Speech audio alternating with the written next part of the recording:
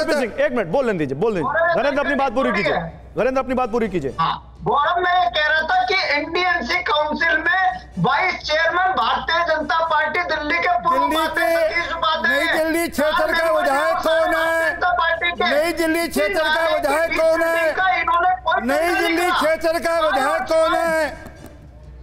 झूठ बोलने के नई दिल्ली क्षेत्र का विधायक कौन है जो जेल के अंदर है? क्या वह जिम्मेवारी लेंगे या सुनीता केजरीवाल जी जिम्मेवारी लेंगे? कौन जिम्मेवारी लेगा? एक मिनट आरपी सिंह साहब, इस हिसाब से नागरिक उड्डयन मंत्री कौन है? इस हिसाब से बिहार का मुख्यमंत्री कौन है? इस हिसाब से फिर बताइए, फिर रेलवे मंत्री कौन है जो रेल दुर्घटना हो गई? वो तो विधायक है, ये तो मंत्री है, बताइए। वो दिल्ली के मुख्यमंत्री भी हैं साहब, वो दिल्ली के मुख्यमंत्री भी हैं। वो हैं जो जवाब ले लीजिएगा, पहले जवाब ले लीजिएगा मेरा जवाब। मैं सुनिए आपका सर, रेलवे मंत्री कौन है हमारे देश का? अरे 3 बार प्रश्न करने पूछा नहीं, मेरी बात सुनिए पहले, सुनाइए। ये वो मुख्यमंत्री है जो दिल्ली विधानसभा में खड़े होकर कहते हैं हम दिल्ली के मालिक है, छाती पीट कर कहते हैं हम दिल्ली के मालिक है, हम दिल्ली जैसे चलाएंगे वैसे चलाएंगे। अरे अपनी विधानसभा चलाई नहीं जा रही, अपनी विधानसभा चलाई नहीं जा रही, अपनी विधानसभा की चिंता कर नहीं रहे, आप दिल्ली के मालिक बने फिरते हैं। मैं अपने पे नहीं लूंगा, लेकिन दूसरे को कटघरे में खड़ा करूंगा। आलोक शर्मा भी रुक जाइए, धनेन्द्र भारद्वाज। आलोक शर्मा बोलिए, क्या कह रहे हैं आलोक शर्मा?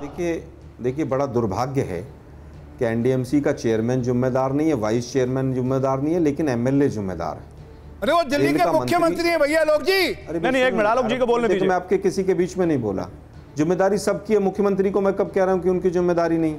लेकिन आप ये कैसे कह सकते हैं कि एमएलए की जिम्मेवारी है और चेयरमैन और वाइस चेयरमैन की जिम्मेवारी नहीं? ये शीला जी को भिगो कर गाली निकालते थे, ये कहते थे दिल्ली में जल भराव का कारण।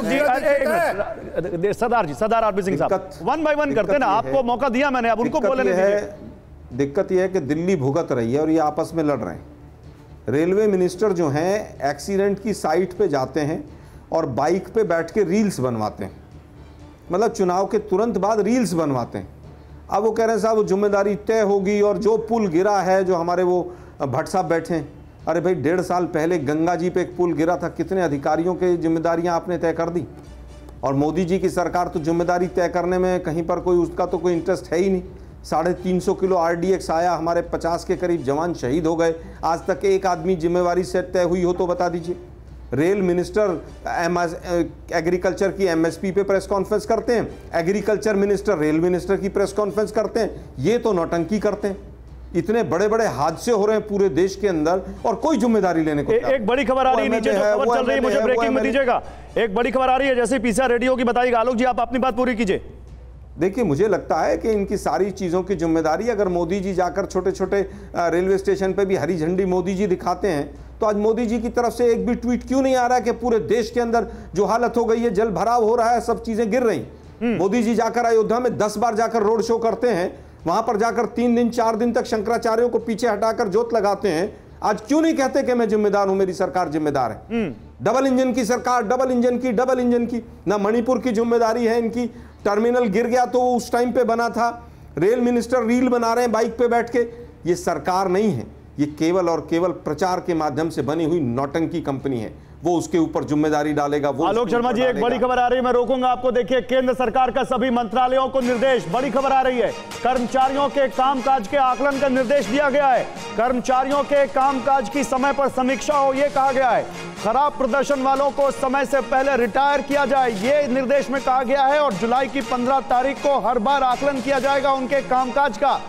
अब एक बड़ी खबर, कर्मचारियों के कामकाज की समीक्षा करेगी केंद्र सरकार। सभी मंत्रालयों को निर्देश दे दिया गया है और कहा गया है कि अगर वो खराब प्रदर्शन करते हैं तो समय से पहले उनको रिटायर भी किया जा सकता है। देखिए अभी यहां पर आरपी सिंह कह रहे थे कि हर महीने जुलाई से हर महीने की 15 तारीख को रिपोर्ट देनी होगी। अगर इस पर हमारे संवाददाता भी तैयार हो तो बताइएगा। लेकिन घरेंद्र भारद्वाज देखिए इन्होंने तो यहां पर एक्शन शुरू कर दिया, ये तो अब अपने कार्यकारियों की काम की समीक्षा कर रहे हैं और वो भी हर मंत्रालय में कर रहे हैं। एक्शन में तो आ गई सरकार। मैं आ रहा हूं। कर्मचारियों के कामकाज की समीक्षा तो कर लेंगे, इनके मंत्रियों के कामकाज की समीक्षा कौन करेगा? इनके LG के कामकाज की समीक्षा कौन करेगा? प्रधानमंत्री के कामकाज की समीक्षा कौन करेगा? उसकी समीक्षा का तो कोई है ही नहीं। अरे मंत्री की कोई जिम्मेदारी नहीं, प्रधानमंत्री की कोई जिम्मेदारी नहीं, चीफ सेक्रेटरी की कोई जिम्मेदारी नहीं, लेफ्टिनेंट गवर्नर की कोई जिम्मेदारी नहीं, किसी NDMC वाइस चेयरमैन की जिम्मेदारी नहीं। सारी जिम्मेदारी है तो अरविंद केजरीवाल की जिम्मेदारी है जिम्मेदारी। दिल्ली के मुख्यमंत्री हैं, जेल से सरकार चला रहे हैं, जेल से भी उन्होंने मुख्यमंत्री पद नहीं छोड़ा। ऐसा नहीं है कि अरविंद केजरीवाल की जिम्मेदारी नहीं है गजेंद्र भारद्वाज, उनसे सवाल है तो आपसे भी है अरविंद केजरीवाल की जिम्मेदारी, शैली ओबरॉय की जिम्मेदारी है आम आदमी पार्टी के उन 60 से ज्यादा विधायकों की जिम्मेदारी है।